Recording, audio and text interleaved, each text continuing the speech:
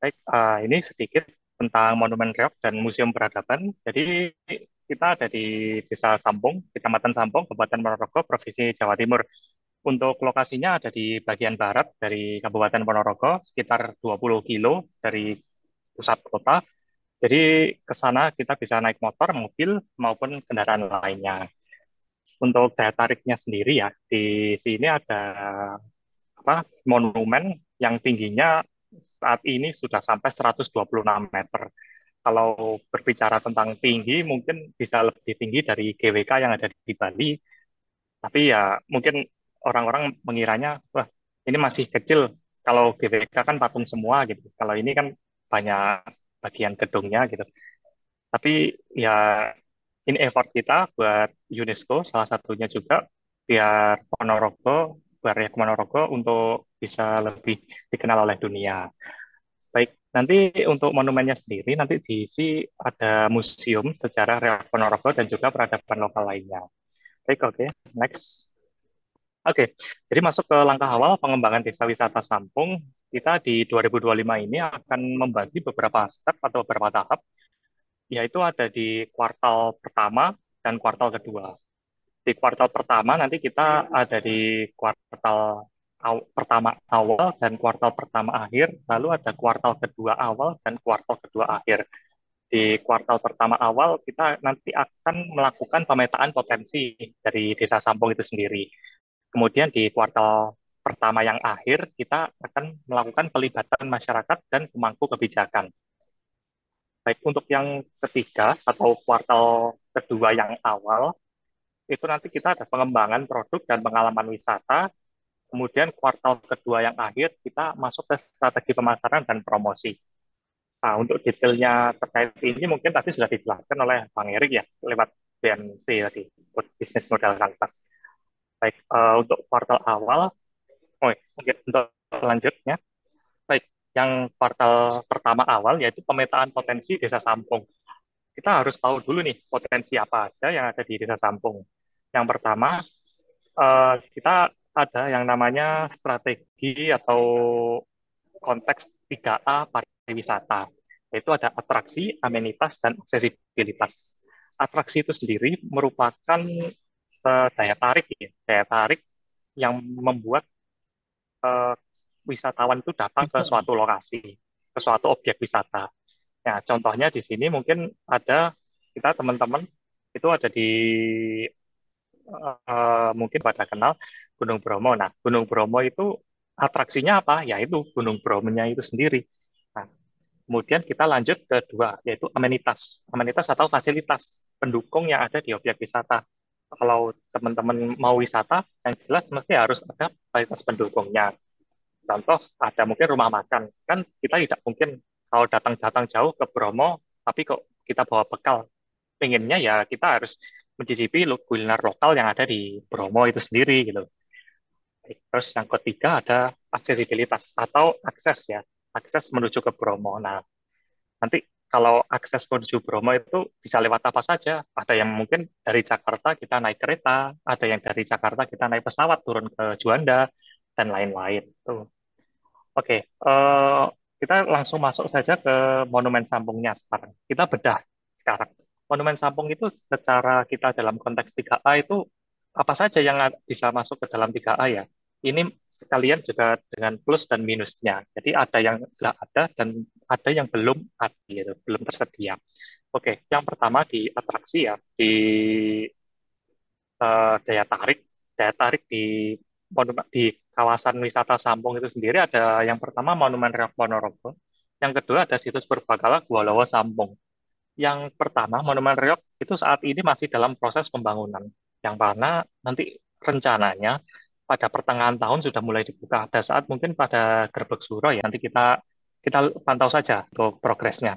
Semoga tidak terjadi efisiensi dan lain-lain. Yang kedua adalah situs Purbakala Gua Lowo Sampung, di mana ini situs yang sudah cukup tua, umurnya 10.000 tahun yang lalu, dan hingga saat ini untuk fosil-fosil manusia purba itu masih ada di kawasan tersebut. Oke, lanjut kita ke amenitas atau fasilitas pendukung. Yang pertama ada rumah makan dan homestay. Keduanya sudah tersedia di Monumen Reok di kawasan wisatanya. Tapi ternyata masih banyak nih, ada toilet umum, ada tempat oleh-oleh, ada tempat parkir, tour guide, tourism information center. Semua ada 5 minus ini ternyata cukup mengganggu untuk beberapa orang. Mungkin ada beberapa orang lainnya tidak terlalu terpengaruh. Mungkin wisatawan datang hanya berfoto kemudian pulang. Tidak perlu harus masuk ke toilet umum, tidak perlu membeli oleh-oleh, tidak harus tempat parkir luas karena mungkin naik ke situ cuma naik motor, cuma naik mobil, jadi parkir ke di mana tempatnya bisa. Kemudian tidak perlu tour guide dan juga tidak perlu tourism information center. Jadi untuk wisatawan sendiri cukup beragam ya untuk Monumen Riok ini nantinya. Lalu yang ketiga ada aksesibilitas. Nah, aksesibilitas atau akses itu nanti yang pertama ada akses menuju ke lokasi dan akses berjalan kaki. Akses menuju ke lokasi itu sendiri ada yang lewat dari apa namanya? Dari kendaraan umum ya, kendaraan umum atau kendaraan pribadi. Nah, aksesnya sendiri menuju ke lokasi ini sudah sangat bagus ya. Untuk luas mungkin tidak terlalu lebar ya jalannya, tapi kalau untuk mobil itu sudah sangat cukup lah. Terus kemudian untuk akses pejalan kaki dari mungkin dari parkir ya, dari parkir menuju ke lokasi juga sudah cukup bagus. Cuman masih perlu banyak pengembangan lagi. Nah, ini sekarang kita masuk ke minusnya. Untuk kekurangannya, kekurangannya di aksesibilitas itu ada dua. Yaitu yang pertama ada di transportasi umum. Jadi kalau mungkin rekan-rekan semua, Bapak Ibu, mau ke Monumen Reok, kita misal dari Jakarta, mau ke Monumen Reok itu cukup sulit kalau kita mencari transportasi umum yang menuju ke lokasi. Misal di Jakarta, kita masuk, kita naik pesawat ya, kita naik pesawat turun ke Juanda, dari Juanda kita langsung ke Ponorogo, itu ada mungkin ya, ada bis, mungkin satu-satunya transportasi umum yang tersedia di Ponorogo itu hanya bis. Karena kereta itu yang paling dekat ada di Stasiun Madiun. Kemudian dari Stasiun Madiun pun juga cukup sulit menuju Monumen Rail karena tidak ada transportasi umum yang menyambungkan gitu.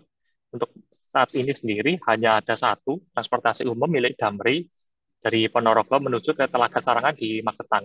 Dan itu pun juga jadwalnya sehari cuma 2 kali. Jadi sangat sangat cukup masih banyak pengembangan lah, perlu pengembangan lah untuk transportasi umumnya. Oh ya, kemudian untuk minusnya yang kedua ada akses kendaraan untuk bus besar. Nah, bus besar itu sendiri rencananya akan jadi primadona utama ya untuk kendaraan wisatawan nantinya menuju ke lokasi karena kalau kita melihat di Bali itu sangat banyak bis-bis besar terutama dari Jawa di SMA di Ponorogo pun juga rata-rata kalau study tour itu nanti ke Bali. Jadi sangat banyak wisatawan yang akan berkunjung ke lokasi itu menggunakan bus. Dan saat ini untuk akses menggunakan bus besar masih belum tersedia. Oke, ya, lanjut. Jadi kita ada beberapa step nanti untuk pemetaan potensinya. Yang pertama ada identifikasi potensi yang ada di desa. Kita harus melakukan identifikasi potensi-potensi objek wisata apa saja yang ada di desa, serta menilai keindahan alam dan juga keanekaragaman hayati yang dapat dijadikan sebagai daya tarik wisata. Jadi di sana nggak hanya wisatawan itu datang, foto, kemudian pulang, tapi kalau bisa ya harus cari ke objek-objek wisata lainnya yang terdekat. Contoh, tadi ada dua ya di Desa Sampung, ada Monumen Reok dan yang kedua ada Gua Lowo Sampung.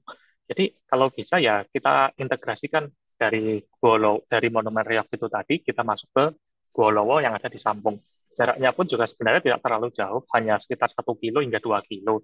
Jadi kalau untuk naik motor pun juga bisa. Tuh. Kemudian yang kedua ada inventarisasi budaya, yaitu melakukan pendataan terhadap tradisi lokal, lalu juga kerajinan tangan, tarian, seni, serta kuliner khas yang unik dan dapat menjadi daya tarik bagi wisatawan. Nah, di sini di mana desa-desa yang ada di Ponorogo sendiri sebenarnya sudah punya grup reok masing-masing ya. Jadi ada total 281 desa yang ada di Ponorogo. Kemudian di minimal ada satu grup reok yang ada di Ponorogo. Jadi harus setidaknya cukup banyak punya sendiri itu sendiri juga ada bisa apa kelompok reok. Jadi bukan kita tidak ada apa-apa, kita tidak ada potensi, tapi kita punya potensi banyak. Tinggal kita gimana sih mengembanginnya gitu. Baik, yang ketiga ada evaluasi infrastruktur dan aksesibilitas. Tadi di awal ada kita punya minus banyak nih. Gimana caranya untuk minus-minus itu tadi seperti akses jalan, akomodasi, fasilitas umum itu bisa kita tempel atau kita benahi lah sebelum kita bisa teriak-teriak di dunia luar gitu. Oh ini sudah ada monumen rel, tapi ternyata ketika orang-orang datang, oh loh, kok ternyata kok jalannya belum jadi, oh kok ternyata tempat parkirnya tidak ada, lah kok ternyata toilet umumnya kok berbayar, kok mahal di sini ya itu yang perlu kita antisipasi sebelumnya. Baik, kita masuk ke kuartal pertama yang akhir, jadi masuk ke pelibatan masyarakat dan pemangku kebijakan. Yang pertama, di sini kita harus melibatkan masyarakat dalam diskusi mengenai manfaat dan peluang dari pengembangan desa wisata guna membangun rasa memiliki dan tanggung jawab bersama. Jadi rata-rata di desa Sampung saat ini untuk apa pekerjaan di masyarakatnya adalah sebagai penambang, penambang batu gamping. Nah, gimana caranya kalau batu gamping ini habis kan mereka sudah tidak ada pekerjaan lagi. Padahal batu gamping juga cukup tidak ramah lingkungan gitu. Nah, gimana kita mengubah dari pekerjaan teman-teman rakyat di masyarakat di Desa Sampung itu dari penambang batu gamping menjadi wisata gitu. Bisa nanti jualan apa? Jualan oleh-oleh, bisa rumah makan, bisa jadi tour guide mungkin lah. Bisa juga menyewakan homestay, penginapan dan lain-lain. Nah, itu kita harus sosialisasi juga. Jadi setelah kita tadi sudah memetakan potensi, kita sampaikan ke masyarakat. Oh, ini potensi-potensi dari desa Sampung. Nah, nanti masyarakat maunya apa sih? Oh, ternyata ada. Ini saya punya kemauan, ada kemampuan juga di bidang pandai besi. Oh, ya udah, kita coba hubungi yang bersangkutan membuat pandai besi, bisa mungkin membuat gantungan kunci dan lain-lain. Nah, kita tetap bantu mereka.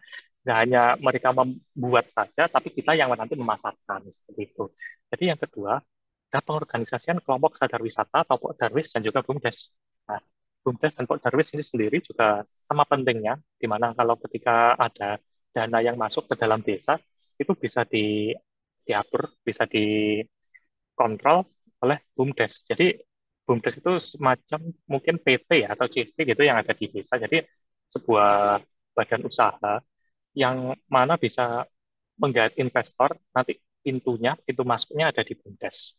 Jadi itu ketika BUMDes itu bisa jalan, seperti contoh beberapa desa wisata yang ada di Indonesia, itu BUMDesnya cukup bagus, cukup jalan, akhirnya mereka bisa menggait investor, bisa menggait CSR dari luar, dan itu jumlahnya juga fantastis begitu. Nah, nanti untuk organisasi lokal ini nanti yang diisi masyarakat itu bertugas untuk mengelola, mengawasi dan juga mempromosikan. Lalu yang lanjut ketiga yaitu kemitraan strategis, di mana nanti teman-teman masyarakat itu menjalin kerjasama dengan pemerintah daerah serta bangun desa wisata. Jadi perlu banyak kolaborasi ya. Desa wisata itu nggak bisa berdiri sendiri. Ya, perlu juga mungkin kolaborasi dengan desa wisata lainnya yang di dekat-dekat situ mungkin.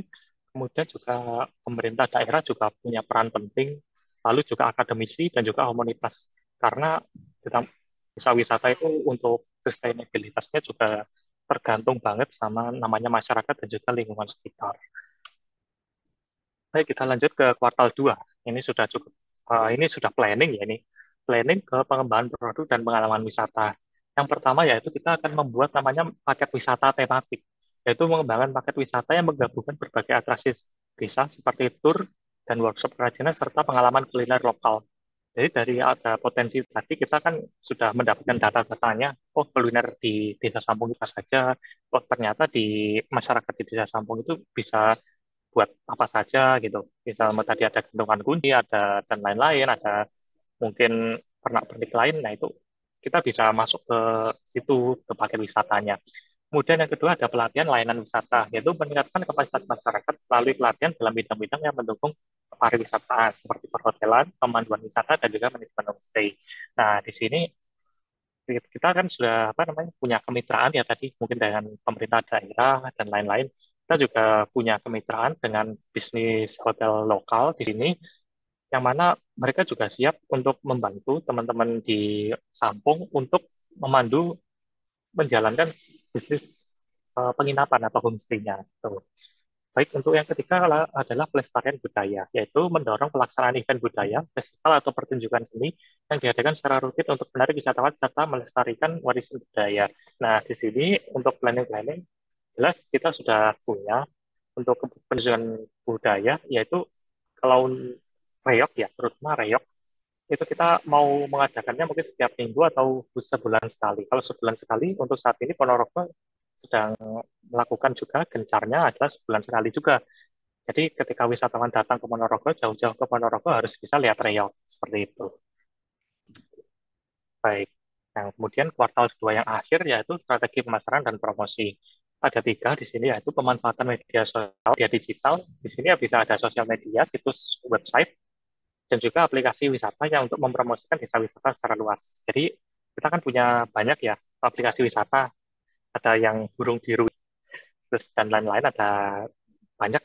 Itu kita bisa guide teman-teman yang punya usaha wisata, kita kolaborasikan dengan milik jasa aplikasi seperti itu.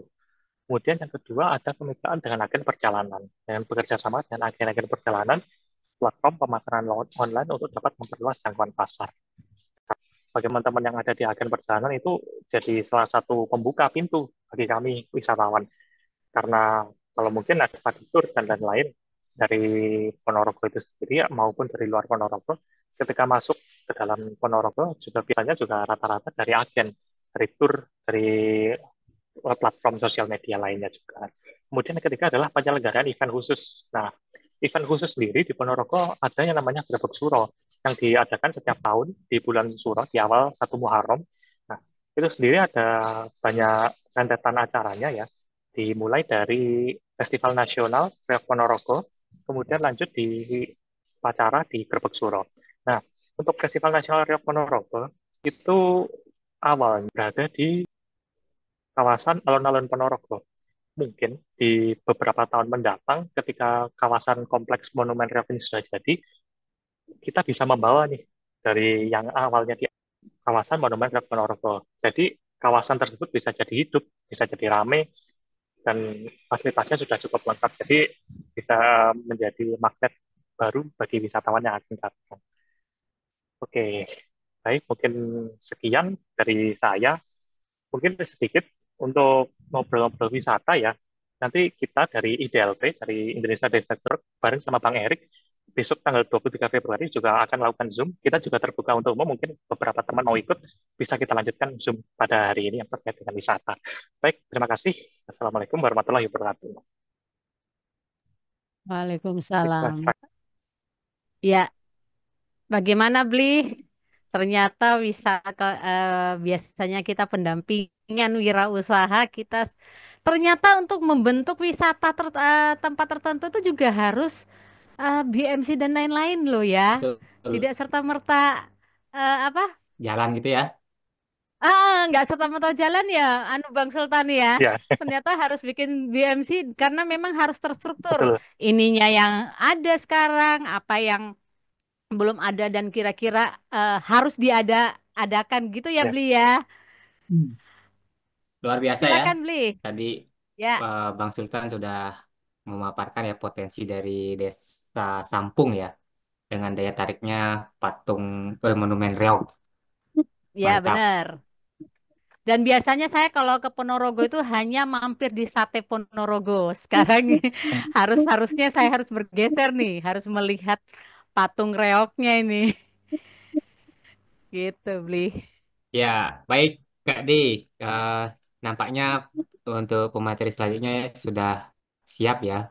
Eh, Pak Teguh, apakah sudah bisa mendengar suara kami, Pak Teguh?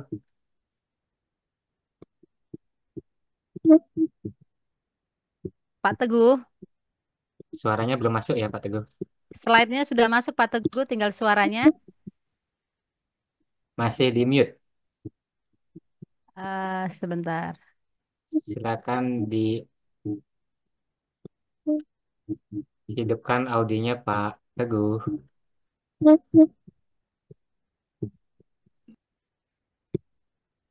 Sekali lagi diklik mic-nya Pak. Masih termute. Ya, Sudah, Silakan Ya, Pak Teguh. Sudah. sudah ya.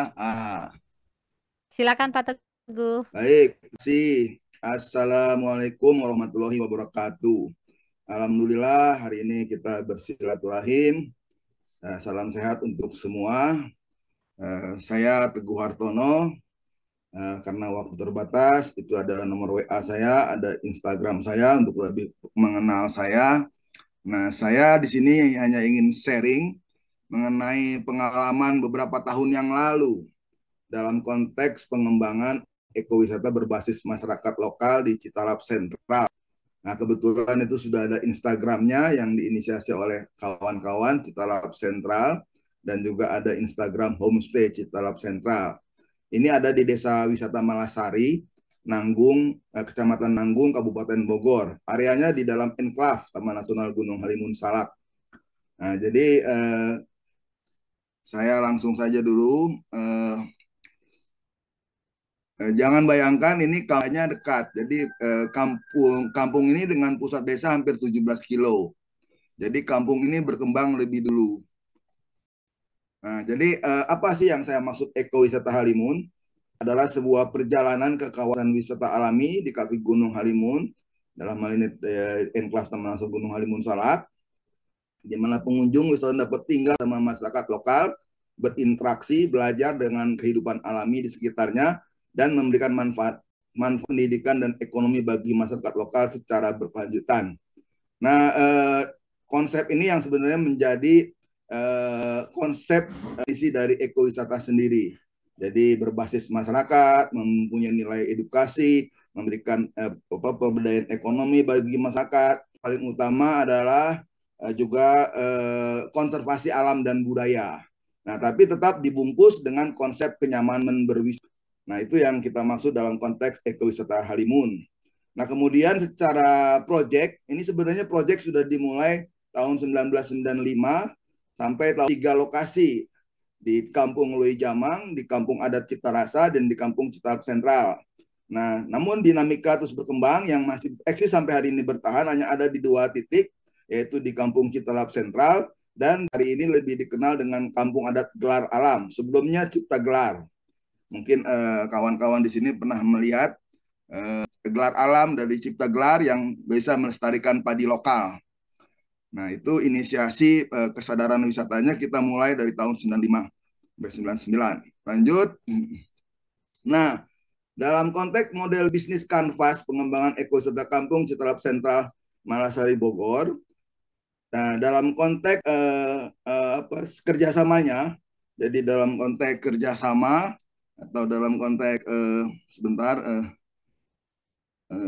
apa sebentar jadi saya ingin ini kembali ke rumusnya dulu kayak faktor ya kayak partner dalam hal ini utamanya Balai Taman Nasional Gunung Halimun Salak selaku pemangku kawasan utama di daerah tersebut, kemudian Desa Malasari, waktu itu masih Desa Malasari belum menjadi desa wisata, kemudian perkebunan teh, nah waktu itu masih grup Sinarmas, sekarang sudah PT Sumi Asi, kemudian Dinas Pariwisata Kabupaten Bogor sendiri, kemudian saya waktu itu masih Yayasan Ekowisata Halimun, sekarang Forum Ekowisata Halimun Bogor, dan juga jejaring ekowisata Indonesia ya.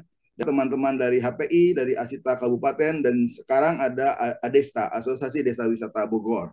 Itu pihak-pihak dalam konteks istilahnya tadi partner utama. Dan dalam konteks kunci aktivitas sebelum ke kunci aktivitas sumber daya resourcesnya kini di sini sebetulnya kelompok swadaya masyarakat lokal, jadi KSM, kelompok swadaya masyarakat lokal yang berada di 4 kampung. Kemudian kegiatan utama yang kami tawarkan sebenarnya kegiatan eksplorasi hutan limun, hutan tropis yang tersisa di Jawa. Bisa paket 3 hari 2 malam, bisa paket 2 hari 1 malam. Yang menarik minimal idealnya 3 hari 2 malam. Jadi cukup minimal itu 3 hari 2 malam. Tapi kadang tidak ada waktu ya mungkin hanya 2 hari 1 malam. Tidak apa-apa. Nah, kemudian proposisi nilai konsumen sebenarnya yang kita tawarkan nilai value-nya ini menyediakan paket ekowisata yang sekaligus berkontribusi terhadap pendidikan pelestarian alam dan budaya. Jadi sebetulnya program ini ingin meningkatkan value setiap orang terhadap pelestarian alam dan juga budaya. Nah, kemudian dalam aktivitas wisata juga diharapkan sekaligus memberikan ekonomi masyarakat lokal. Nah, itu nilai value-nya untuk konsumen. Sehingga konsumen yang datang ke tempat ini akan mempunyai juga rasa berkontribusi terhadap konservasi dan juga pemberdayaan masyarakat. Kemudian dalam konsumen, tentunya kami berharap memberikan pelayanan yang prima, dan meningkatkan lingkungan hidup dan juga konservasi alam, meningkatkan pemahaman lingkungan hidup dan konservasi alam, dan juga membangun jejaring tentunya. Jadi konsep jejaring ini sudah kami ingatkan dari sejak awal, sehingga konsep apa istilahnya marketing dari mulut ke mulut ketuk tular itu sudah dari awal sudah diingatkan kepada masyarakat dengan kunci memberikan pelayanan prima, membangun komunikasi sehingga tempat yang terpencil ini sampai hari ini terus populer, terus dikunjungi. Nah, kemudian saluran promosi kami di awal itu dengan media massa. Waktu itu dengan media massa, media Indonesia, dengan Kompas, dengan TV itu seringkali aktif berinteraksi ya dengan kawan-kawan jurnal. Kemudian kebetulan dalam program ini juga awal-awal itu didukung oleh McDonald, sehingga kita punya jaringan promosi kita lewat counter-counter McDonald. Kemudian lewat beberapa kali pameran, kemudian lewat HPI, kemudian lewat koresponden, baik koresponden langsung pada saat itu dengan menyurat, dengan mengirim brosur dan leaflet ke beberapa sekolah, international school, sehingga kami juga terkadang diminta untuk presentasi di international school, juga termasuk di beberapa komunitas. Nah, kemudian target pasar kita sebenarnya wisata minat khusus. Jadi wisata minat memang memahami betul ekoturis, kemudian juga memahami birdwatching, juga yang memahami dari adventure turis. Kemudian juga wisata edukasi, bisa mahasiswa, SMA, dan juga kelompok studi banding ya, tur studi banding dari berbagai daerah, dari berbagai komunitas datang ke tempat kami. Dan juga tentunya target pasar ini jejaring LSM konservasi. Ya, jejaring LSM konservasi sering mengadakan meeting-meeting di tempat kami sambil berkontribusi terhadap meeting-meeting pertemuan. Kemudian juga kita berharap dan selama ini memang sudah terbangun internasional sangat aktif membawa teman-teman internasional backpacker. Nah, juga wisatawan Nusantara dan internasional umumnya. Nah, itu yang sebenarnya terjadi secara model bisnis kanvasnya. Nah, kemudian sumber pembiayaan. Pada awal proyek ini diinisiasi, itu tahun 96 sampai 998, kami konsorsium, jadi waktu itu ada konsorsiumnya, itu dibantu oleh Project Biodiversity Conservation Network USAID. Nah, kemudian proyeknya selesai tahun 98, tahun 1999, 2000 kami dibantu oleh Yayasan Kehati, ya bantuan hibah Yayasan Kehati. Nah, itu sebenarnya pembiayaan di awal itu lebih pada pelatihan, penyadaran lingkungan, lebih pada penguatan masyarakat. Nah, kalaupun ada pembangunan infrastruktur sangat sederhana sekali. Waktu itu kami sempat membangun karena rumah masyarakat belum siap huni saat itu, rumah masyarakat belum siap huni, kami membangun pondok wisata. Nah, di lahan-lahan yang kami pinjam, jadi lahannya tidak membeli, kita pinjam lahan taman nasional, pinjam tanah adat, kita pinjam juga tanah desa. Nah, hanya batas waktu tertentu kita karena bangunannya semi permanen, sudah kita rubuhkan bangunan-bangunan utama untuk penginapan awal itu karena rumah penduduk sudah siap. Sehingga pada periode 2007, 2008 dan seterusnya itu murni kita dorong swadaya masyarakat karena masyarakat sudah siap, punya pemahaman yang kuat sehingga mulai membangun, memperbaiki, dan dari hasil pendampingan 2000 sampai 2007 di mana masyarakat sudah mendapatkan pendapatan, kita juga sudah mendapat manfaat dari kegiatan ini. tahun 2008 dan seterusnya sampai saat ini. Sekarang konsepnya homestay. Homestay ini dikelola oleh KSM Swadaya Masyarakat Warga Saluyu, dan pendapatan dari hasil usahanya sampai hari ini terus terjadi. Sehingga sampai hari ini ada sekitar 15 homestay. Nah, kemudian sumber pendapatan dari KSM dari mana? Dari pendapatan sewa homestay dan kamar.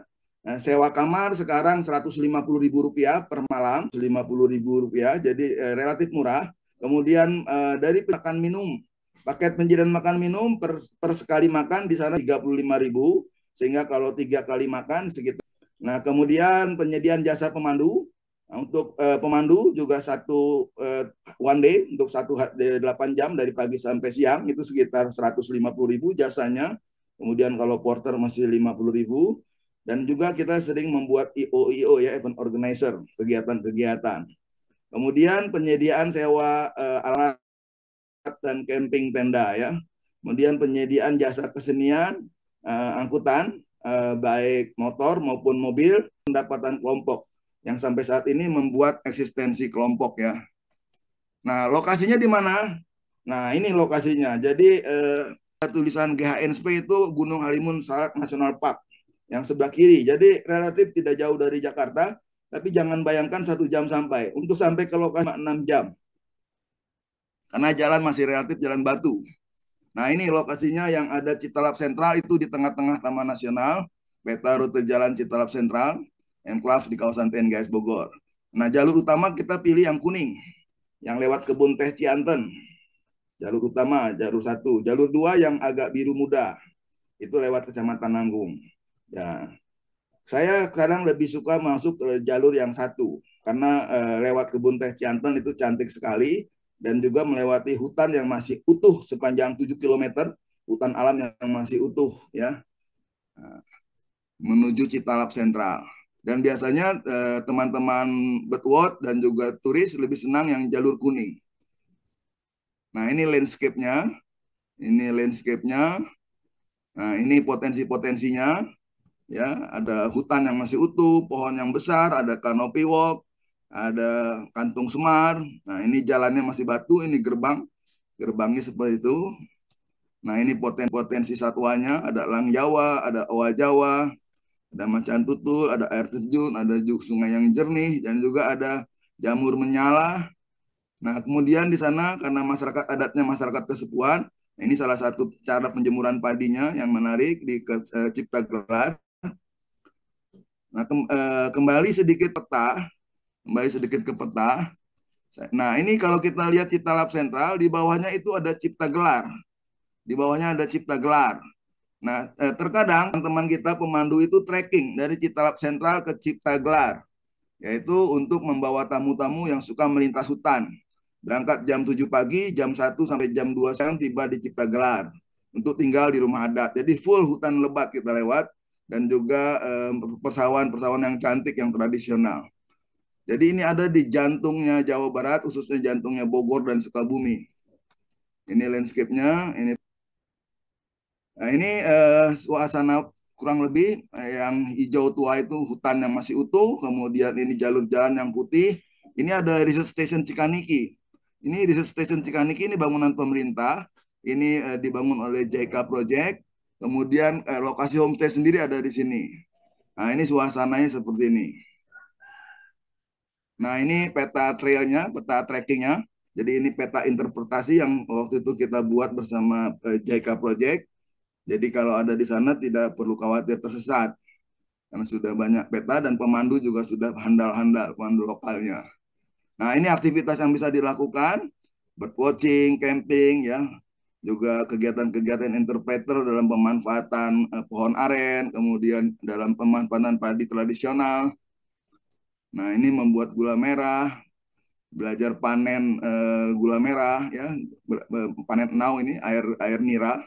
Nah, ini contoh-contoh paket. Nah, ini Kampung Citalap Sentral sendiri lebih kurang seperti ini. Ya, ini sekali-kali saya membawa turis asing dari luar. Nah, ini suasana kamar mandinya dengan kloset duduk, tempat tidurnya sederhana, homestay-nya sederhana. Tapi yang kami tawarkan sebetulnya bagaimana eksplorasi hutan tropis. Jadi tidur di rumah yang sederhana itu hanya sebagai bagian pelengkap saja. Menikmati keseharian bersama masyarakat. Nah ini kalau kita tracking ke Cipta Gelar, ini kampungnya seperti ini.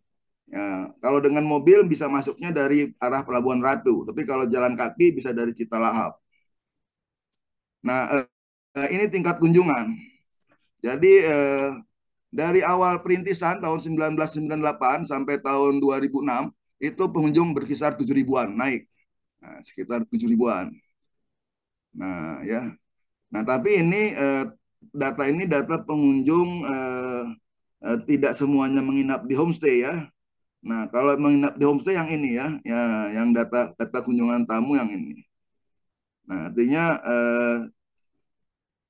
ada respon pengunjung tetap, walaupun kecil tapi tetap ada pengunjung dan menghidupkan 15 homestay.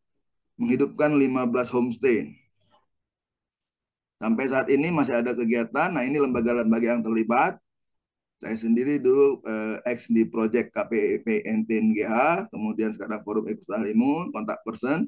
Kemudian pengelola adalah KSM Warga Saluyu di bawah binaan BUMDes Desa Malasari, Kecamatan Nanggung, Kabupaten Bogor. Kontaknya Pak Ade Suryadi.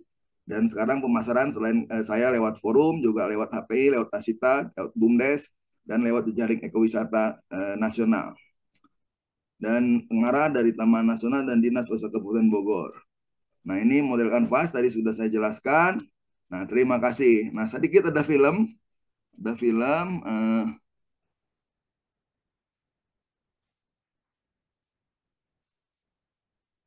Nah,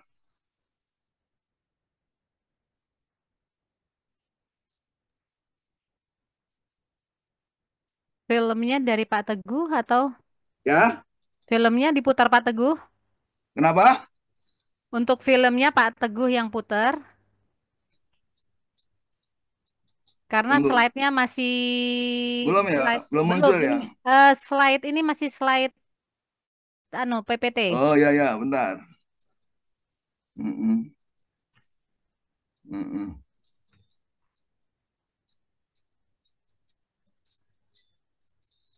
Mana ya? Bisa Slide bisa tolong putarin? diturunkan dulu screen PPT-nya diturunkan dulu. Di stop screen aja dulu, Pak. Oh ya, Stop screen. nah, tunggu. Kenapa Bu? PPT-nya di stop screen. Stop screen ya. Tunggu, tunggu. Ya, Hmm. Ya, sudah. baik. Sebentar ya. Filmnya ada di sana ya. Saya sudah dikirimin sebentar, Pak. Oh ya, ilustrasi saja.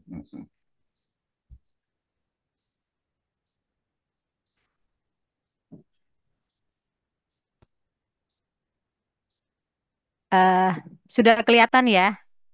Sudah. Oke.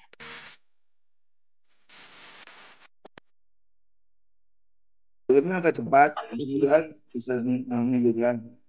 Ini kamar keroknya, ini suasananya. Tadi saya sampaikan. Kemudian betul, sebenarnya.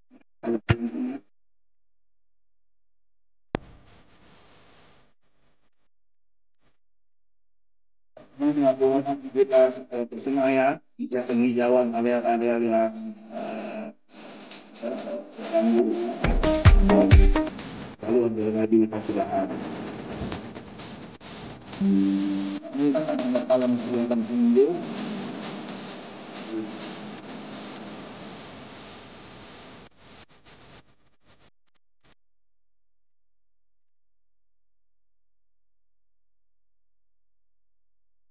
Nah, kira-kira seperti itu ilustrasinya.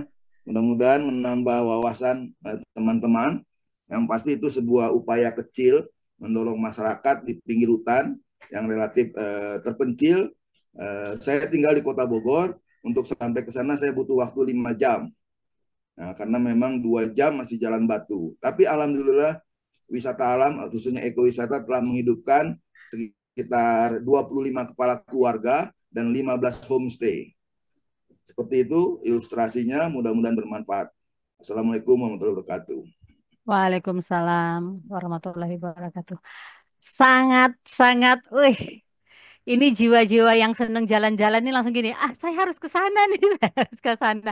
Bagaimana, Bli? Apakah kita harus ke Bogor nih, Bli? Harus Ibu. Kemarin Gat, Kang, gat. saya minggu lalu main Sabtu Minggu, kebetulan ada rombongan dari teman-teman NTT.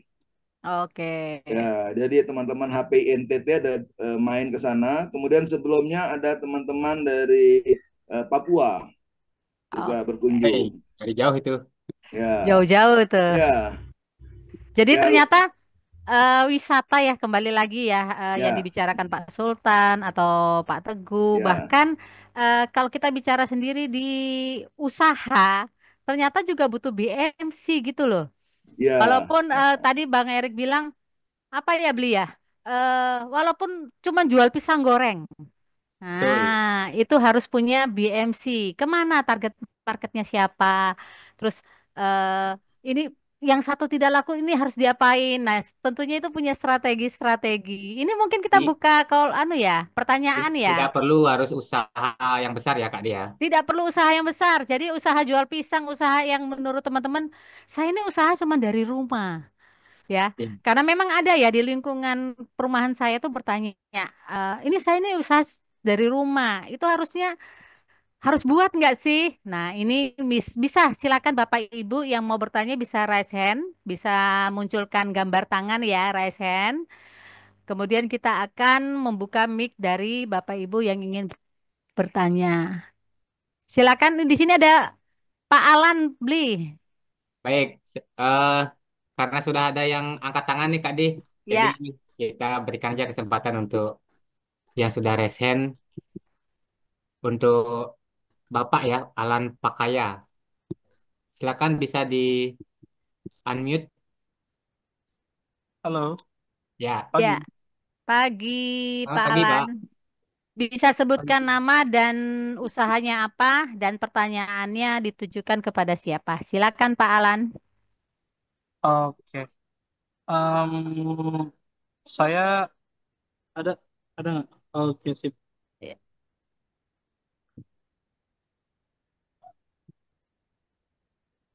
Ya, silakan Pak Alan. Baik. Terima kasih. Saya Alan Pakaya. Kebetulan eh, saya basically orang komunikasi dan beberapa tahun terakhir ini eh, belajar tentang bisnis model Canvas. Nah, kalau kalau nanti saya salah tolong diberikan masukan. Saya cuma mau bertanya ke mungkin ke Pak Teguh ya. Karena tadi kan saya lihat ada slide tentang bisnis BMC-nya, bisnis model canvas-nya dari lokasi wisata. Nah, ini kan kalau saya pernah baca selain BMC sudah ada juga yang namanya bisnis model U kan. BMI ya begitu. Kalau saya salah nanti diarahkan. Nah, apa beda dari BMC dan uh, BMY? Kalau BMC apakah dia produknya atau kalau BMY bisnis model itu customer manusianya kayak gitu. Nanti mungkin bisa lebih dijelaskan karena uh, saya kebetulan ada di wilayah Sulawesi, saya di Gorontalo.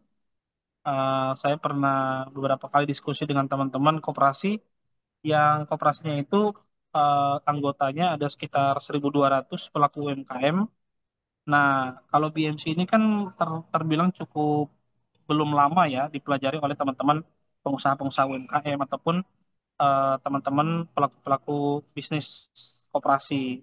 Nah, tapi ini sangat menarik karena BMC ini kami menilai adalah salah satu blueprint atau metode yang cukup simple untuk menentukan uh, apa namanya target pasarnya, terus cara mengetahui value apa yang ada di produk kita ataupun di lembaga kita. Nah, ini kan cukup bagus sebenarnya kalau kita berikan pemahaman secara luas kepada teman-teman pengusaha UMKM ataupun koperasi. Nah, kira-kira untuk mengidentifikasi sumber daya manusianya, apakah bisa menggunakan bisnis model Canvas ini, atau yang bisa disebut juga tadi dengan bisnis model U. Kalau saya pernah baca tuh ada bisnis model Canvas, bisnis model U, dan bisnis model generasi. Kira-kira bagaimana itu Pak Teguh? Terima kasih Mas Erik Banjar. Ya, Baik, mungkin ya. silakan Bli. Terima kasih Mas Alan ya sudah eh, bertanya. Kita langsung apa kita kumpulkan dulu pertanyaan tadi? Langsung dijawab saja kali ya, karena Ya, tadi supaya bisa langsung tahu nih. tadi pertanyaannya untuk ke bisnis model kampasnya yang disampaikan oleh Pak Teguh ya. Pak Teguh, apakah sudah cukup mengerti dengan pertanyaan yang disampaikan oleh Mas Alan? Masih di ya.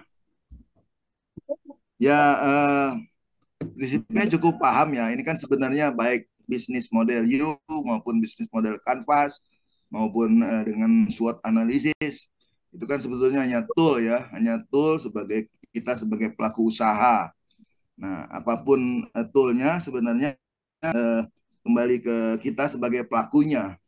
Nah, saya pikir sih sebenarnya apapun metodenya, apapun modelnya itu bisa memberi manfaat melengkapi untuk bagaimana kita menganalisis apa dalam sebetulnya kan ujung-ujungnya bagaimana meningkatkan revenue. Nah, jadi apapun toolnya kita bisa terapkan. Nah, tapi yang terbaik sebetulnya kembali kepada kita bagaimana memutuskan dari berbagai tool-tool tersebut begitu. Saya pikir itu komentar saya. Mungkin Berarti Mas disesuaikan Erik ya Pak Teguh ya. Mas Erik bisa melengkapi, teman-teman di ini bisa melengkapi. Tapi itu pandangan saya ya dari pelaku ya. Jadi baik SWOT, baik BMC maupun BMU itu hanya bagian dari tool ya untuk termasuk juga konsep dari ekowisata sendiri itu kan tool ya. Tool bagaimana kita membangun bisnis yang berbasis masyarakat tapi juga goalnya untuk konservasi itu juga tool. Termasuk sekarang ada tool dari sustainable tourism itu pun tool. Nah, tapi itu bagi lagi-lagi semuanya tool.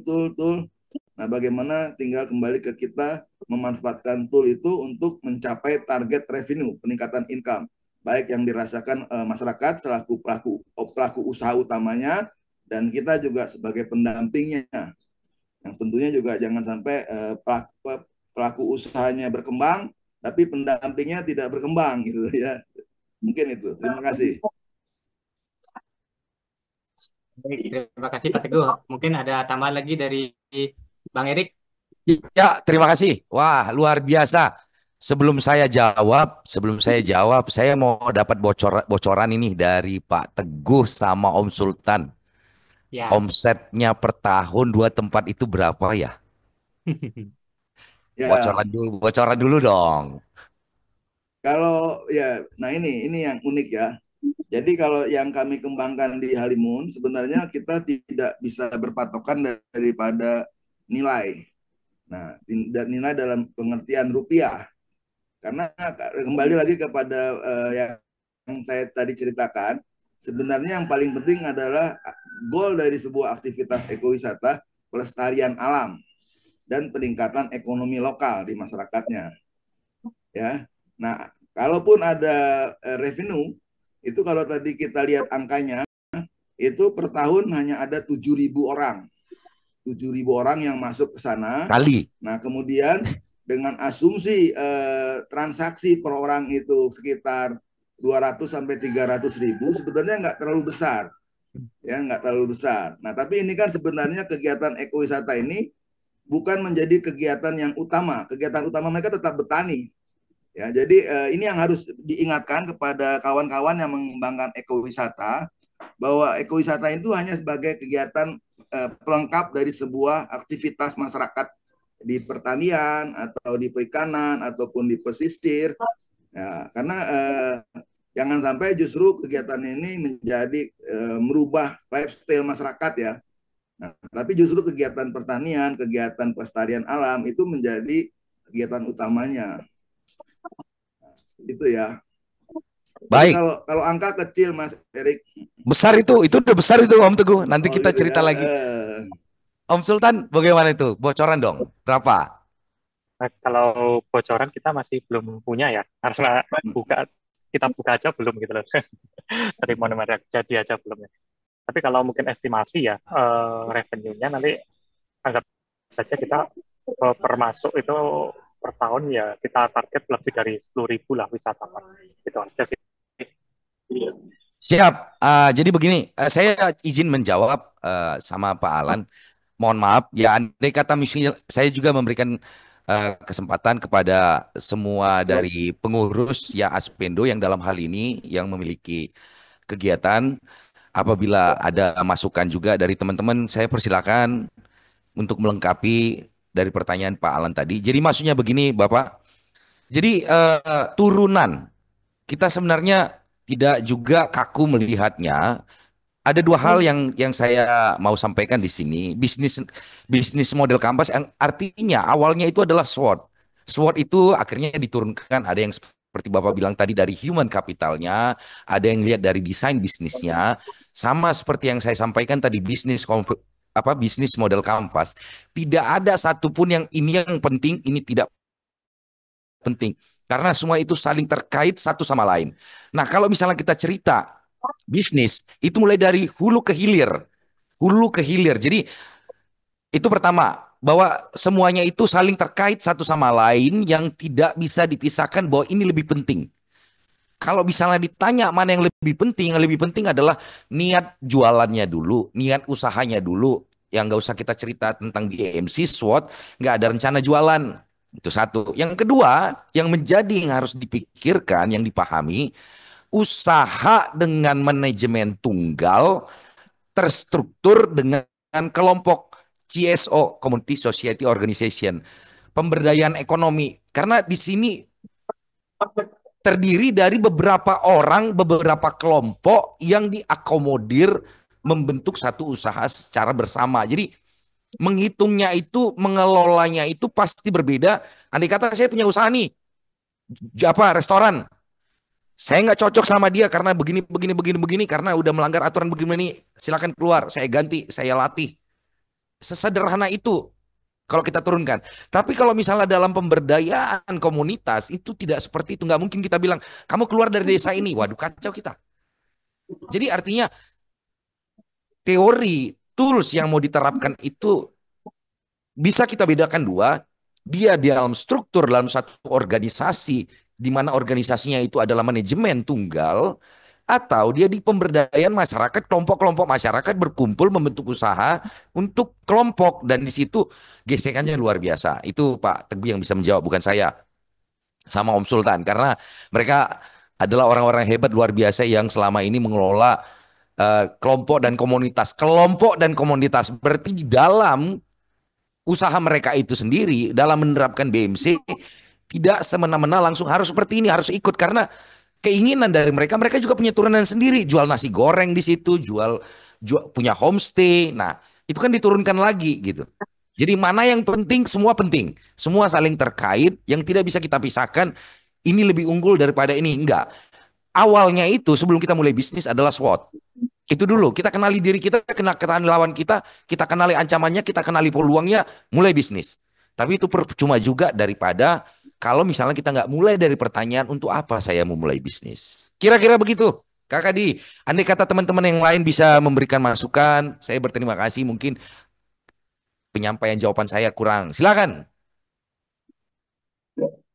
Baik, terima kasih Bang Erik. Bagaimana Pak Alan? Apakah kiranya sudah sedikit mendapat jawaban dari apa yang sudah disampaikan tadi dari Pak Teguh maupun Bang Erik?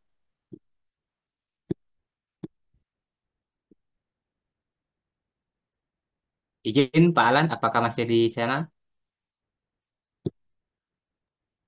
Sekalian kita Baik. bisa tanyakan sama Om Teguh ini bagaimana dia menghadapi komunitas-komunitas dan kelompok-kelompok sama Om Sultan ini. Karena ini kelompok ini banyak ini orangnya di dalam. Silakan Om Teguh, Om Sultan berbagi. Ya, silakan silakan.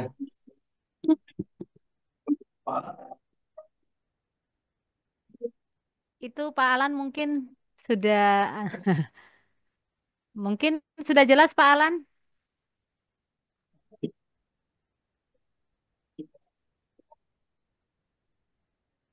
Baik, terima kasih Pak Alan tadi di chat ya.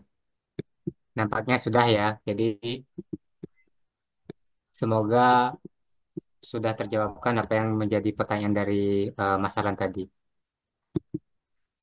Ya, sedikit menambahkan dari pertanyaan eh, Mas Erik.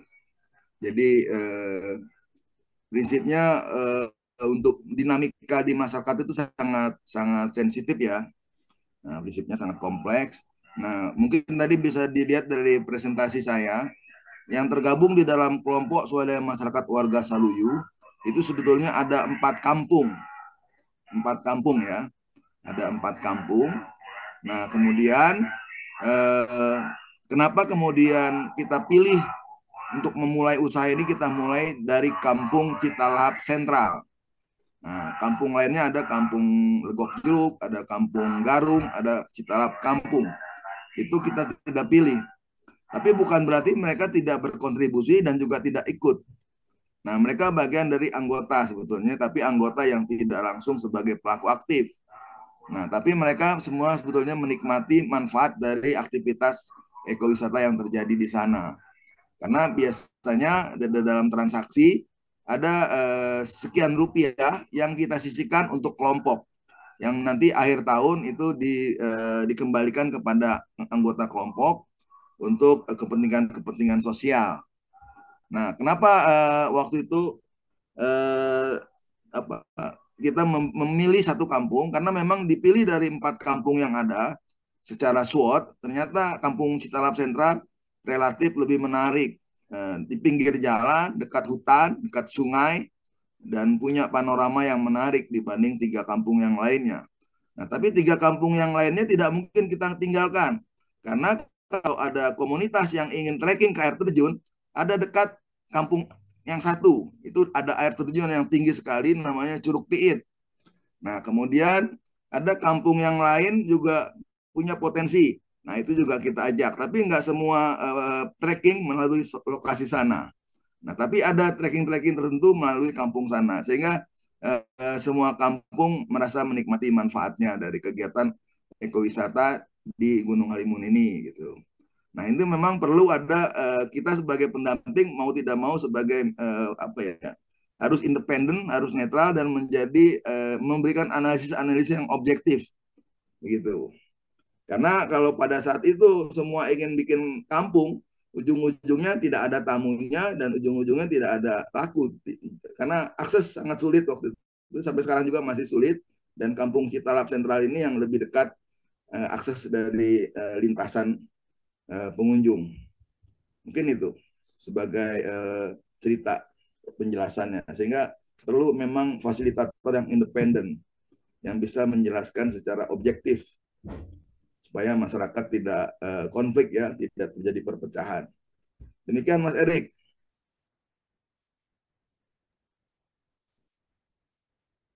Baik, terima kasih tambahannya Pak Teguh. Selanjutnya ada peserta kita Ibu Saputri, silakan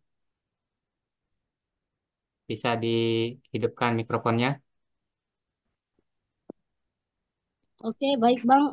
Assalamualaikum warahmatullahi wabarakatuh. Waalaikumsalam.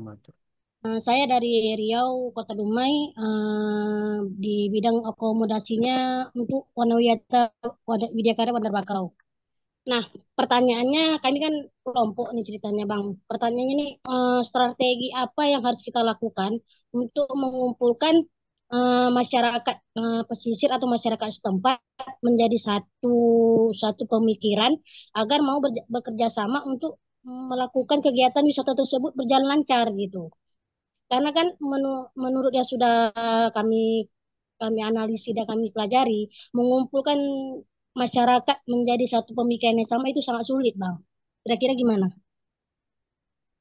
Baik, mantap, luar biasa pertanyaan dari Ibu Saputri. Silakan Bang Erik, bisa ini dari wilayahnya Bang Erik ya. Ya, Ah, benar. Terima kasih Bu Putri, salam hormat. Jadi begini ya, Bu Diana sama Kakak Di, inilah namanya teori berbanding terbalik sama praktek. Nah, kenapa saya ajak itu Om Sultan sama Pak Teguh untuk cerita. Karena kalau teori kita sampaikan itu kurang mengena. Jadi makanya saya mohon dibantu ini sama Om Sultan sama Pak Teguh. Karena pada intinya berinteraksi dengan masyarakat, menyampaikan teori tentang usaha itu tidaklah sama apabila kita menyampaikan di ruang daripada dunia akademis atau orang-orang yang sudah paham. Karena itu bukan menjadi pekerjaan utama kadang. Nah, teknik dan triknya itu yang kita perlu, bukan teorinya. Kira-kira saya bisa dibantu nih. Atau teman-teman dari Aspendo. Silakan Om Sultan atau Om Teguh pengalamannya. Karena kita harus bisa langsung berbagi pengalaman terkait hal ini. Ya, sedikit tambahan lagi ini, Mas Erik. Tadi kan saya cerita ada 4 kampung ya di dalam KSM itu. Nah, 4 kampung ini memang kalau bicara lokasinya ada di pinggir-pinggir hutan. Ya, ada di pinggir-pinggir hutan. Nah, tapi kampung yang paling dekat dengan akses, ya, yang paling dengan akses saat ini itu Kampung Citalap Sentral. Kampung Citalap Sentral. Nah, sehingga tidak mungkin kita paksakan di semua kampung itu, katakanlah kalau dulu awal-awal perintisan membangun homestay, tidak mungkin. Karena untuk sampai ke kampung yang lain, orang sudah lelah, pasti butuh sampai di satu titik, langsung istirahat, baru besok berpikir mau trekking ke kampung yang lain. Nah, itu yang terjadi biasanya. Sehingga kita sebagai pendamping harus mau tidak mau harus memberikan alasan-alasan yang objektif, ya. Nah, sehingga tapi tetap kampung yang lain harus kita ajak masuk dalam satu kelompok. Kenapa? Yang mau kita jual sebetulnya nilai-nilai dari pelestarian alam.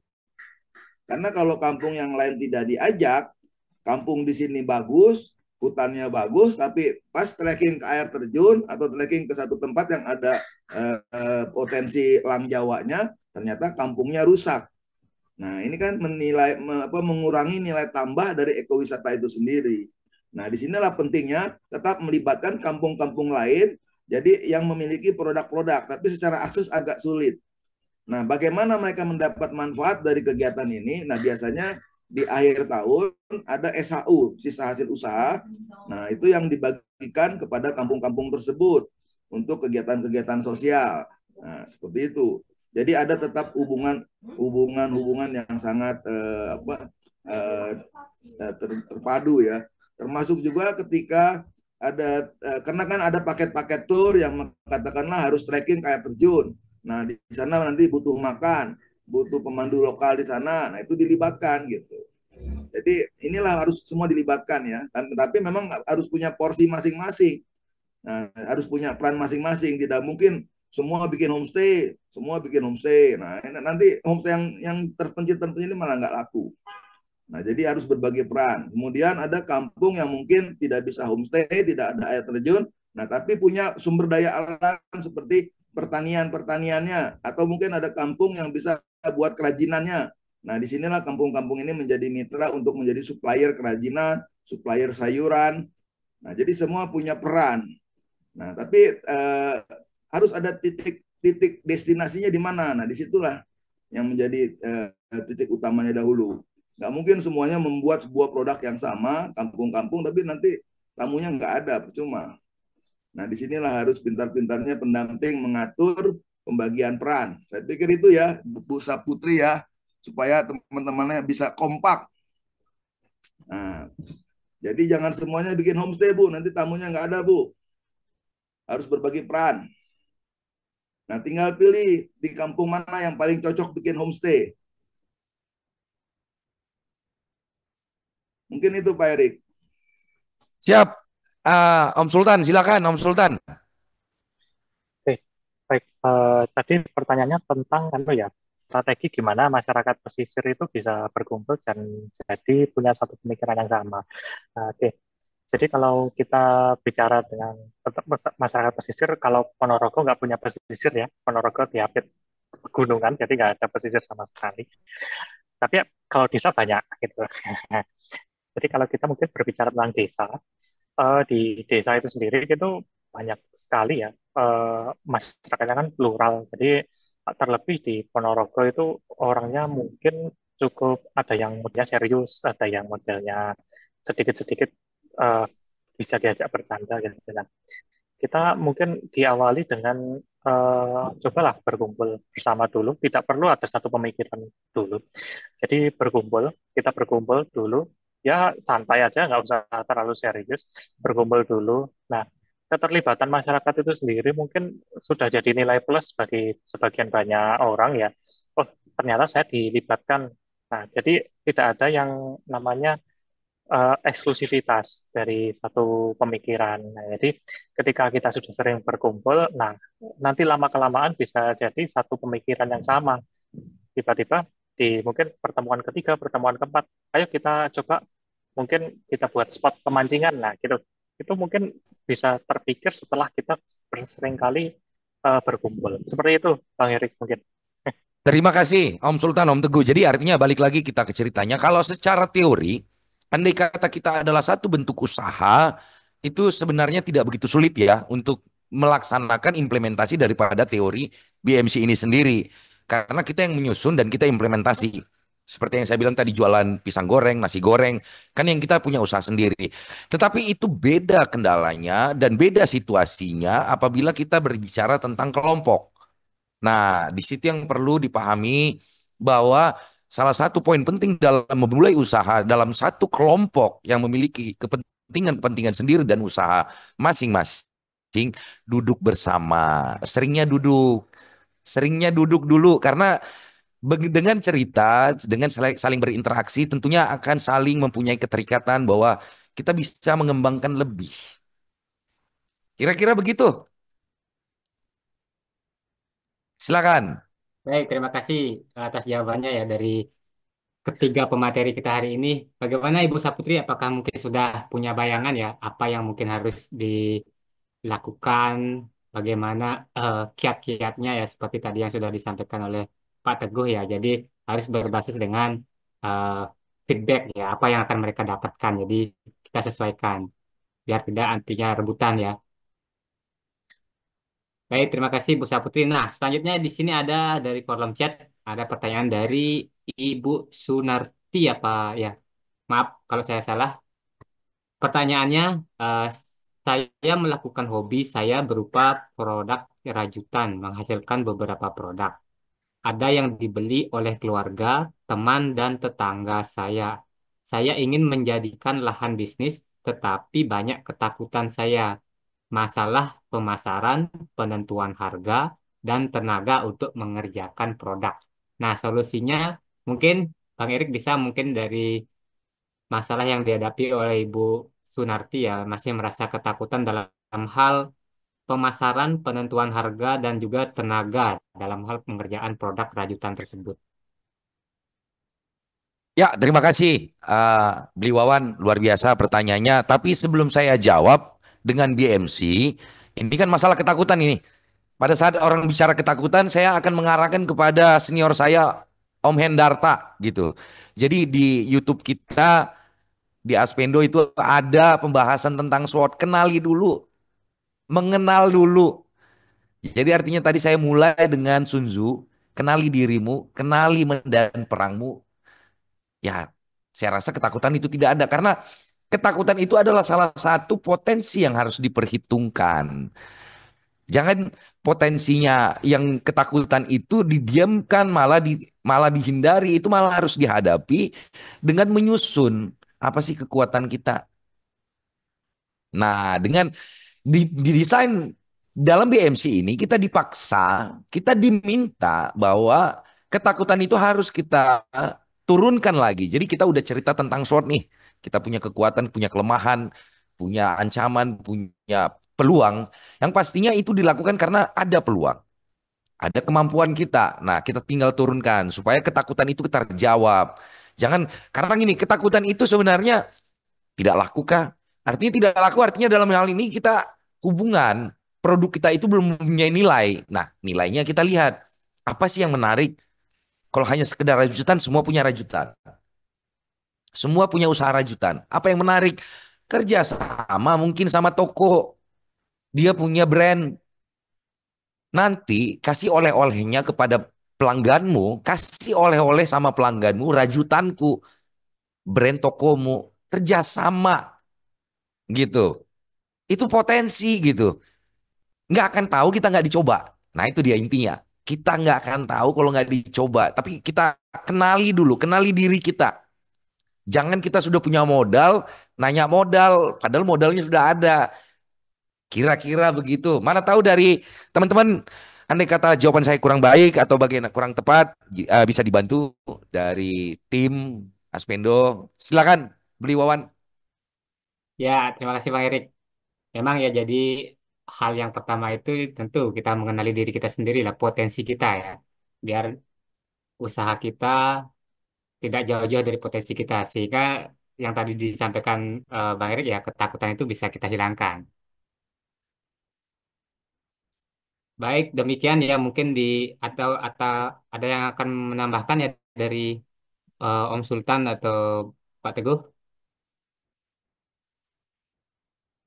Ya, Terima kasih.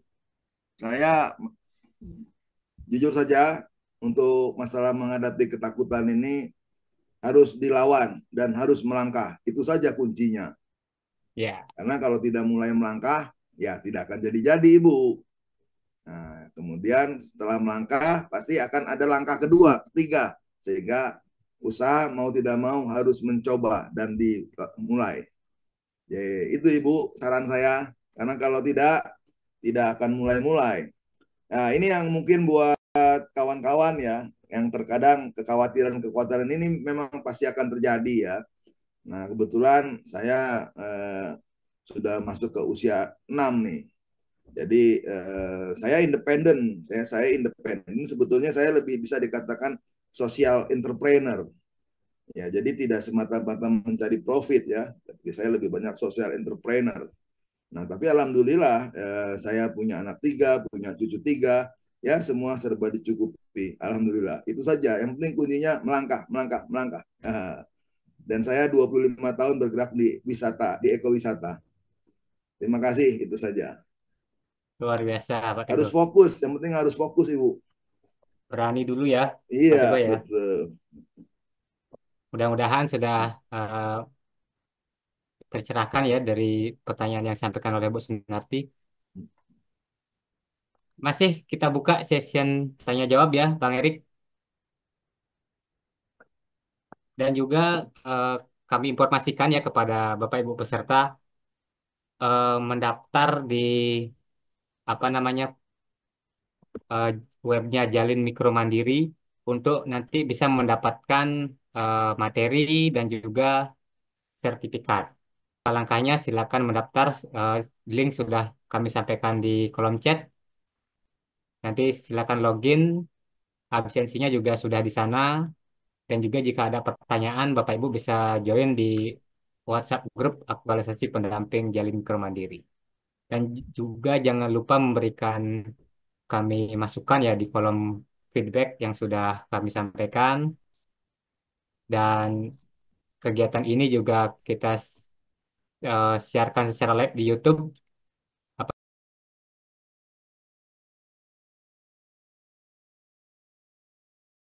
apabila para narasumber simak di channel YouTube kami. Silakan Bapak Ibu yang peserta yang ingin bertanya, masih kami buka sesi pertanyaan sebelum nanti ada testimoni ya. Kita minta testimoni dari Bapak Ibu peserta terkait dengan kegiatan kita hari ini.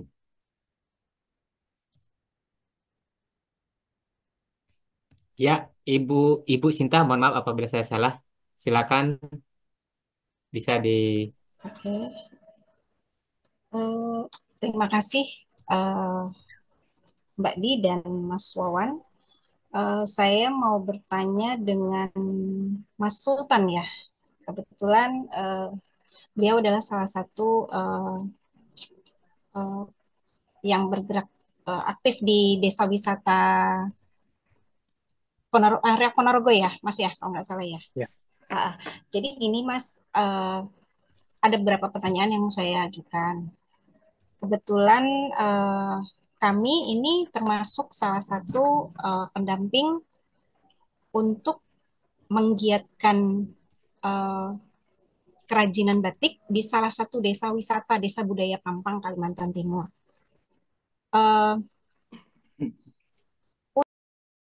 Untuk yang mau saya tanyakan, tantangan terberat dari Mas Sultan ketika membangun desa wisata di Ponorogo itu apa? Karena yang saya tahu sekelas Candi Rejo saja di Jawa Tengah itu perlu waktu lebih dari 10 tahun untuk sampai seperti sekarang gitu. Terus terang untuk di Desa Pampang Kalimantan Timur ini tantangannya agak sedikit berat. Mungkin dari pola pikirnya dari masyarakat sekitar yang kita harus ibarat kata saya ketika ke sana itu harus benar-benar masyarakatnya yang harus dielus, istilahnya kita bimbing tuh nggak hanya sekedar kasih ilmu, kemudian kita tinggal gitu aja ya, tapi kita harus pelan-pelan mengelus dia, terus mensupport lah istilahnya ya. Nah, terus untuk membangun suatu desa wisata pasti perlu kerjasama dari berbagai pihak ya, Mas Sultan, bukan cuma dari dari dinas atau dari dinas terkait lah istilahnya. Terutama dari misalnya nih dari perusahaan-perusahaan sekitar di Ponorogo, apakah ada dilibatkan melalui CSR? Karena salah satu kendala yang kami hadapi itu untuk membangun desa batik sebagai bagian dari desa budaya Pampang, itulah beberapa kali kita membuat permohonan CSR ya ke perusahaan-perusahaan untuk membantu masyarakat desa Pampang. Itu mereka tuh selalu bahasanya begini, Mas Sultan, agak susah ya kalau di sana berkembang gitu loh. Istilahnya kita memberi dana atau fasilitas tuh belum tentu mereka mempergunakan sebaik-baiknya gitu loh, Mas.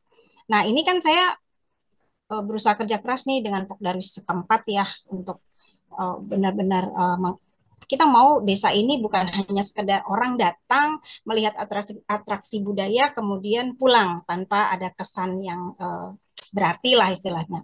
Saya ingin ketika mereka ke sana setelah melihat atraksi budaya ada semacam buah tangan yang mereka bawa yaitu dari kerajinan batik Pampang. Saya kebetulan kenapa tertarik membuka desa batik di budaya Pampang sana karena mereka sebenarnya kaya akan potensi, Mas. Kaya akan potensi. Mungkin kalau di Ponorogo dari reok ya, Mas ya, dari reoknya gitu. Kalau di sini kan mereka kaya akan ornamen-ornamennya, terus tarian-tariannya. Itu yang saya nilai ini potensi gitu loh. Makanya ayo kita buka. Jadi kampung batik di sana itu kebetulan kita yang membuka lahan pertama kali. Harapan kita ya di sana penduduk di sana pun income tambahan bisa mereka dapatkan dari hasil kerajinan ini selain mereka mendapat gaji atau upah dari atraksi-atraksi tarian yang mereka lakukan. Itu aja sih Mas Sultan. Saya perlu masukan banyak dari Mas Sultan. Terus terang dari tadi materi dari Pak Sultan sama Mas Teguh, saya benar-benar kayaknya saya tertantang nih. Saya pengen banyak belajar lah dari Mas Sultan sama Mas Teguh. Mungkin itu aja, Mas. Baik, langsung jawab atau gimana, moderator? Silakan langsung dijawab, Mas Oh ya, Sultan. baik. Terima kasih Bu Sinta ya. Oke. Dari Desa Wisata Batik Pampang ya. Kalau oke. Untuk apa namanya dari daya tariknya di sana ada batik ya. Mungkin selain batik apa lagi, Pak? Kalau boleh tahu. Masih Selain di mute, batik. Bu Sinta. Sebenarnya di sana sudah ada desa budaya, namanya Desa Budaya Pampang. Nah, mereka itu tiap akhir pekan mereka mempertunjukkan selama 2 jam, kurang lebih 2 jam, itu atraksi tari-tarian.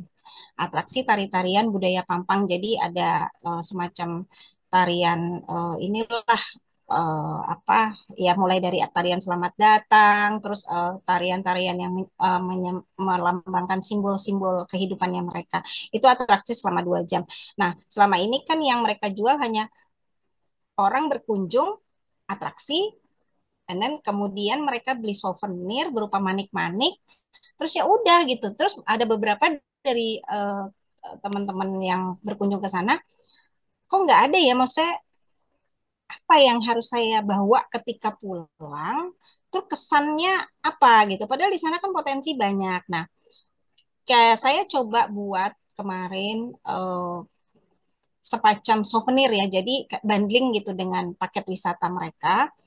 Eh, Mereka atraksi budaya, pertunjukan itu senilai 40.000, 30.000, itu mereka dapat souvenir semacam eh, karya seni dari batik. Jadi berupa sapu tangan atau ikat rambut atau apa, kalung-kalung batik gitu yang mereka buat sendiri.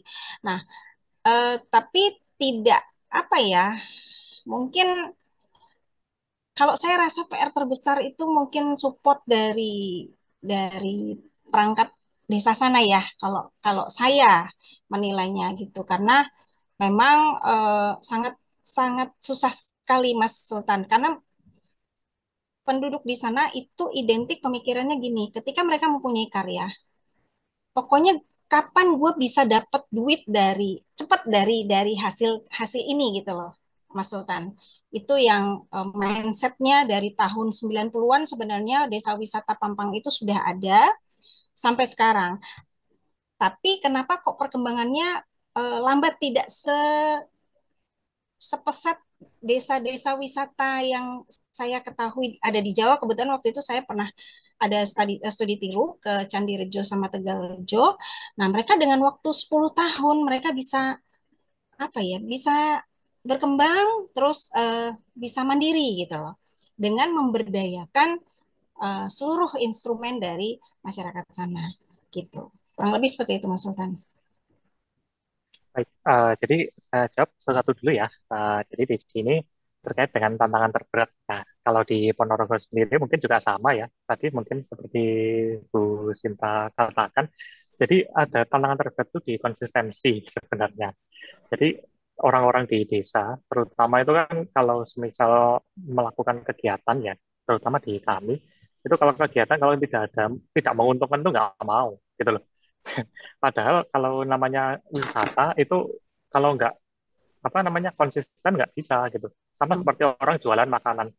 Kalau orang jualan makanan, kalau sudah ada satu review jelek langsung terus nggak usah dilanjutkan, sudah selesai bisnisnya gitu loh. Nah, Ya. kita kan harus konsisten gitu loh. Nah, kalau ada yang jelek kita perbaiki, kalau ada yang baik ya kita kembangkan lagi gitu. Nah, masalahnya kalau di desa itu kan sudah plural ya, jadi nggak hanya satu orang yang punya pemikiran, jadi pemikirannya beragam. Nah, pemikirannya beragam itu gimana caranya kita satukan lagi gitu. Ya, perbanyak lagi kayak tadi mungkin yang pertanyaan pertama tadi. Jadi kita perlu saring apa namanya sharing ya, sering ketemu, sering nah, kita ngobrolin jangan ngobrol terkait dengan anu ya, apa namanya feedback uang dan lain-lain itu biasanya jadi pemecah di kami ya. Itu kalau feedback terkait dengan uang dan bayaran itu mesti jadi pemecah akhirnya iri dan lain-lain dan itu mesti akhirnya gagal. Jadi saya pernah salah satu desa wisata juga di Ponorogo selain di Sampung itu juga sama kasusnya akhirnya sekarang juga apa dorman ya atau mungkin sudah minim banget aktivitas. Nah itu salah satunya juga konsistensi dan juga kolaborasi. Jadi kalau nggak bisa namanya desa wisata itu berdiri sendiri tanpa adanya kiprah dari perangkat desa dan juga kecamatan, kabupaten, provinsi Ya. itu nggak bisa. Kalau berdiri sendiri berat. Ditambah kan desa wisata itu nggak punya, maksudnya uang sendiri ya, tidak punya badan hukum uang sendiri, jadi sangat berat banget. Jadi harus punya kolaborasi, punya tim, terutama tim ya. Tim itu harus kuat, diperkuat dulu tim dan konsisten seperti itu. Terus Oke. yang kedua itu untuk membangun desa wisata perlu kerjasama dengan berbagai pihak. Apakah ada perusahaan? Oke, di Ponorogo sendiri kita ada mitra bersama sama hotel ya, Hotel Maisa. Nah, Hotel Maisa sendiri ada hotel yang cukup besar ya di Ponorogo dan juga anak perusahaannya juga banyak. Nah, di Desa Sampung sendiri juga akhirnya kita bekerja sama dengan Hotel Maisa, gimana caranya mengembangkan homestay di sana. Nah, awalnya sendiri, kalau kita melihat Sampung itu kan desa jauh dari kota, jaraknya mungkin 20 kilo, dan 20 kilo itu kan cukup jauh ya, tidak bisa ditempuh jalan kaki, dari motor itu kan juga jauh. Nah, itu gimana kita meyakinkan dari investor itu, "Wah, ini loh, desa kita itu menarik." Nah, menarik di sini kan kita juga harus punya portofolio gitu loh. Nah, jadi apa saja yang sudah kita kembangkan setiap tahunnya. Jadi per tahun itu anggap saja mungkin buat 2020 gitu ya. Itu anggapnya mungkin 10 tahun berarti 2015. Nah, 2015 kita berangkat, itu kita punya apa saja. Mungkin kita punya apa namanya eh, kolam pemancingan gitu. Nah, objek utama kita masih kolam pemancingan nih. Nah, 2016 kita dikembangkan lagi, ada kolam renangnya. Nah, itu perlu terdata, Bu. Jadi kita perlu terdata, kita perlu mungkin upload, kalau sudah punya sosial media, kita upload di sosial media. Jadi kita punya jelas nih sejarah dari awal sampai berdiri sampai sekarang itu ngapain saja. Jadi kan kita kelihatan dari kita ke depan itu, oh, ini desa wisata ini mau ngapain itu kan jelas gitu. Nah, itu mungkin kalau pemikiran investor gitu seperti itu. Terlebih tadi di presentasi saya di awal ada penjelasan terkait dengan 3A, atraksi, amenities, sama accessibility. Nah, itu mungkin coba digali lagi. Mungkin ada yang kurang, mungkin di sana ada fasilitas umumnya kurang, atau mungkin akses ke sananya juga sulit, seperti itu. Ya. Ya. Baik. Oke. Siap, Mas Sultan. Terima Ya. kasih. Baik, Sama-sama, mudah-mudahan Bu. terjawab ya, Bu Sinta. Oke, terima kasih. Baik, Itu di bawah itu, karena di waktu meja kita itu. cukup terbatas ya, jadi ini sudah 15 menit menuju jam 12. KKD, Sangat-sangat anu ya. BMC itu bahasanya ya. ternyata variasi banget ya. Tidak Ternyata seperti. yang eh, kita cukup banyak bahas hari ini yaitu tentang desa wisata ya, tentang jasa Ya, ya. ya Nah, benar. Berarti jadi selain produk, apapun ya, ya jasa betul. pun bisa eh, perorangan maupun kelompok ternyata juga Mm-mm. harus bikin BMC.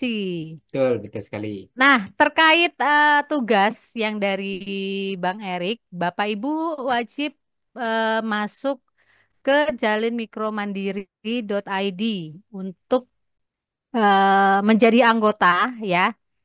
Jadi kalau memang tadi ini ada di kolom chat Bli, ada yang bertanya Ya,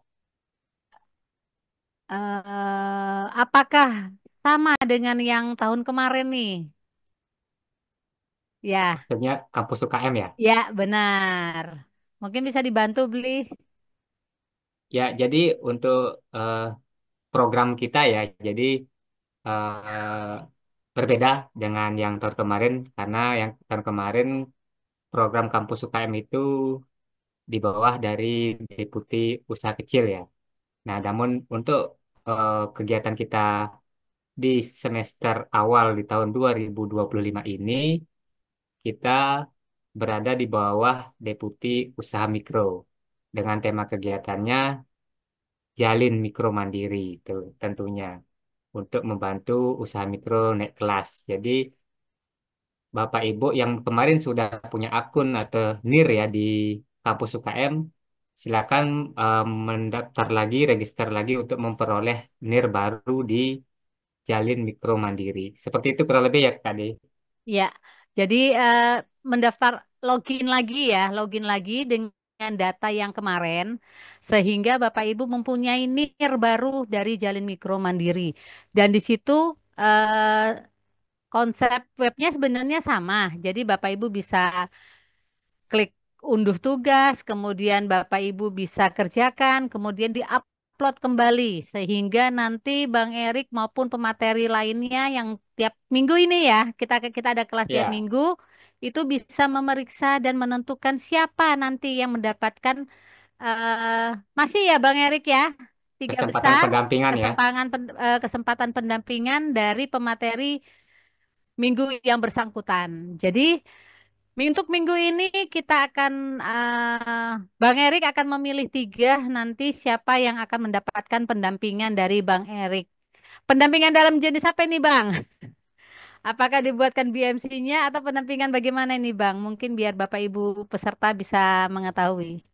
Ya, terima kasih Kakak Dia. Pastinya suara saya kedengaran ya Kakak Dia? Aman. Jelas. Ya, aman, aman ya. Jadi artinya karena topik saya adalah BMC, ya kita akan coba bantu teman-teman ya pelaku jalin mikro mandiri atau mikro mandiri atau teman-teman pengelola untuk menyusun desain daripada bisnisnya gitu. Jadi artinya ini sangat bermanfaat kepada Bapak Ibu untuk mengenali bisnis itu sendiri. Karena pertanyaannya yang dari awal tadi saya sampaikan, bagaimana kita mau menjual sesuatu kita nggak kenal dengan diri kita sendiri. Jadi kita akan coba dibantu sama teman-teman yang luar biasa dari tim akan membantu Bapak Ibu agar para pelaku ini juga bisa benar-benar naik kelas dan jangan lagi kita punya prinsip usaha itu apa adanya gitu. Jangan, karena itu memberikan kebermanfaatan kepada orang lain. Dan ingatlah, pada saat zaman COVID itu udah sering disampaikan, Bapak Ibu pelaku usaha adalah pejuang. Karena Bapak Ibu semua, makanya perekonomian kita tidak kolaps. Kira-kira begitu, Kak Kadi. Ya, terima kasih, Bang. Jadi, ya, secepatnya ya beli ya. Secepatnya Ya, untuk kirim tugas akan diumumkan Kamis berikutnya ya, Bang Kamis Erik minggu ya. depan ya. Jadi, kalau ada pertanyaan kapan sih deadline-nya? Ya, segera. Karena Kamis depan sudah pengumuman siapa yang berhak mendapatkan pendampingan dari Bang Erik. Baiklah, jam sudah 11.46 di Jawa Timur. Kalau beli ini sudah lewat nih. Sudah 12.46. Ah, 12.46. Kita akan mendengarkan mungkin testimoni Ya, dari para peserta. Bisa 3 atau 4, bisa raise hand. silakan Bapak Ibu Silakan. yang mau memberikan testimoni terkait dengan kegiatan kita hari ini dengan judul materi tentang PMC ya. Ya, jawaban dari kolom chat ini bahwa untuk masuk ke link Jalin Mikro Mandiri, login ya Bapak Ibu ya, tidak usah daftar. Jadi login pakai NIR yang di tahun kemarin. Kalau sudah login, dia akan otomatis nanti akan masuk ke web yang kemarin. Jalin Mikro. Begitu ya, Bu Tursina ya. Baik, yang mungkin bisa bantu Mungkin ya dari Bapak Kabit kita dari Dinas Koperda Kabupaten Karangasem, mungkin Pak Kabit bisa memberikan testimoninya sedikit tentang kegiatan kita hari ini. Baik, terima kasih Pak Wawan, Ibu Diana juga. Luar biasa ini. Jadi pada prinsipnya kegiatan pada hari ini bahwa pendampingan kepada eh, jalin pada usaha mikro tidak sebatas dengan yang namanya keripik, yang namanya camilan, yang namanya kerajinan, termasuk juga di sektor pariwisata itu jasa. Karena memang sesuai dengan regulasi bahwa UMKM itu sejatinya adalah cuma pengklasifikasian usaha dari sisi permodalan dan juga dari sisi penjualan kotor dalam setahun.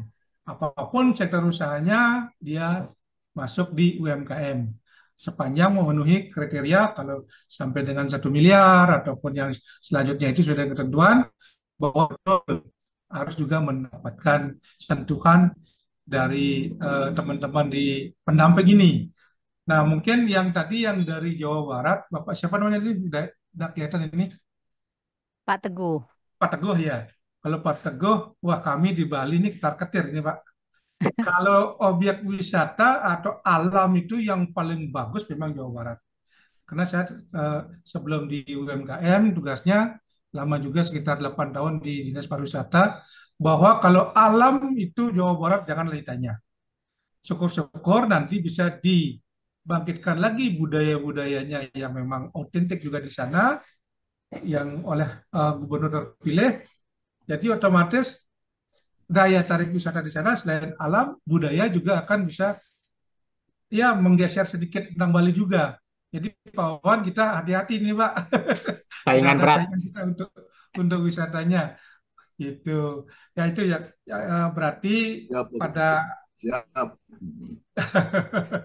ya selanjutnya bahwa memang dari kegiatan ini betul sangat bermanfaat. Tentu lewat Pak Wawan juga sebagai pendamping kami di Kabupaten Karangasem, Provinsi Bali, juga harapan juga biar lebih banyaklah nanti bisa ikut teman-teman kita yang di Karangasem, Pak Wawan ya. Ya, kita siap Ya, bantu, Pak Wayan. ya, nanti biar bisa lebih bermanfaat atau Men. pengetahuannya lebih bertambah nanti. Ya itu mungkin yang dapat sedikit kami sampaikan. Terima kasih atas kesempatannya. Waktu saya kembalikan. Terima kasih banyak, Pak Terima Wayan. kasih Pak. Kemudian ada Bu Saputri yang sudah raise hand. Silakan Bu Saputri. Mic-nya belum. Ya, Oh. Oke, baik. Dengan adanya pelatihan ini sangat bermanfaat sih menurut saya ya, Bu ya.